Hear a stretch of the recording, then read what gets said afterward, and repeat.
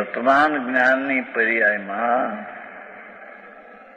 એનો સ્વપર પ્રકાશક સ્વભાવ હોવાથી અલ્પ જ્ઞાનમાં પણ આખું દ્રવ્ય જણાય છે. અજ્ઞાનીના જ્ઞાનમાં પણ એનું લક્ષ ત્યાં નથી. એથી જણાતો છતાં જાણતો નથી.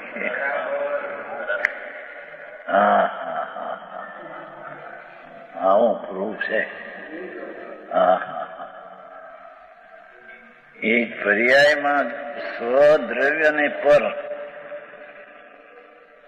બધું જાણવાનો સ્વપર પ્રકાશક સ્વતઃ પોતાથી સ્વભાવ છે.